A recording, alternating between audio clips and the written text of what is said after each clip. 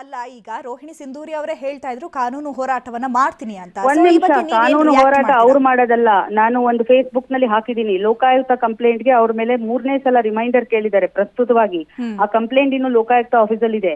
ಅದಕ್ಕೆ ಅವ್ರಿಗೆ ಉತ್ತರ ಕೊಡಕ್ ಹೇಳಿ, ಅದು 1ನೇ ಪಾಯಿಂಟ್. ಲೋಕಾಯುಕ್ತಾಗ ಅವ್ರು ಉತ್ತರ ಕೊಡ್ಲಿ, ಅವ್ರು ಸಾಚಾ ಇದ್ರೆ, ಅದು 1ನೇ ಪಾಯಿಂಟ್. 2ನೇ ಪಾಯಿಂಟ್, ಆಕೆ ಮೇಲೆ ಡಿ ಇದೆ ಅಲ್ಲ, preliminary enquiry is proved by Ravishankar IAS officer.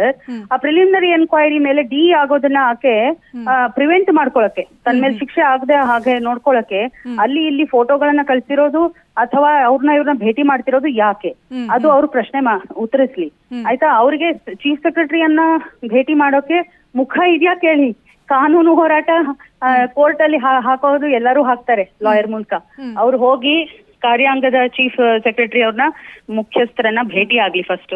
ಆ ಮುಖ ಕೊಟ್ಟು ಮುಖ ಮಾತಾಡೋಕೆ ಅವ್ರ ಮುಖ ಇದೆಯಾ ಕೇಳಿ.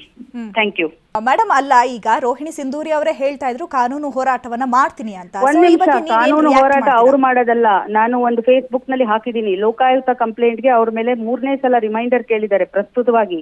ಆ ಕಂಪ್ಲೇಂಟ್ ಇನ್ನು ಲೋಕಾಯುಕ್ತ ಆಫೀಸಲ್ಲಿ ಇದೆ. ಅದಕ್ಕೆ ಅವ್ರಿಗೆ ಉತ್ತರ ಕೊಡಕ್ ಹೇಳಿ, ಅದು 1ನೇ ಪಾಯಿಂಟ್. ಲೋಕಾಯುಕ್ತಾಗ ಅವ್ರು ಉತ್ತರ ಕೊಡ್ಲಿ, ಅವ್ರು ಸಾಚಾ ಇದ್ರೆ, ಅದು 1ನೇ ಪಾಯಿಂಟ್.